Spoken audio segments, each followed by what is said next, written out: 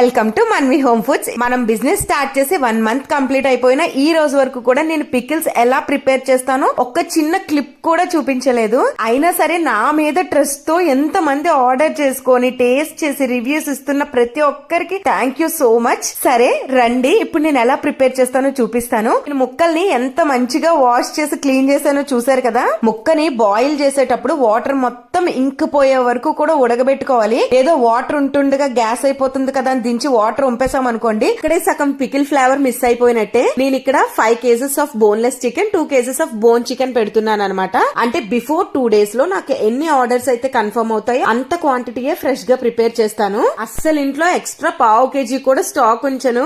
ఇంకా ఇంట్లో పికిల్ ఉందంటే మా ఆయన అదే వేసుకొని తింటున్నారు. అండ్ మనం అల్లం వెల్లుల్లి పేస్ట్ కూడా ఆ రోజే ఫ్రెష్ గా మార్కెట్ కి వెళ్ళి అల్లం తెచ్చుకొని చక్కగా ప్రిపేర్ చేసి పికిల్ తయారు చేస్తాను. అలానే ముక్క కూడా టూ హార్డ్ ఉండదు, అలానే కర్రీలోలా సాఫ్ట్ గా కూడా ఉండదు. ఇక్కడ మా మన్వికే తింటున్నాడంటే ఎలా ఉంటుందో మీరే గెస్ చేసుకోండి. దీంట్లో యూజ్ చేసే కారం నుంచి మసాలాల వరకు అన్ని నేనే స్వయంగా ఇంట్లో ప్రిపేర్ చేసుకున్నవే. సో ఇంకెందుకు లేటు, మన మన్వి హోమ్ ఫుడ్స్ లో ఇంత tasty pickles, snacks, healthy laddus, healthy powders ఏం కావాలనుకున్నా సరే స్క్రీన్ మీద ఇచ్చిన వాట్సాప్ నెంబర్ కి కాంటాక్ట్ అయిపోండి.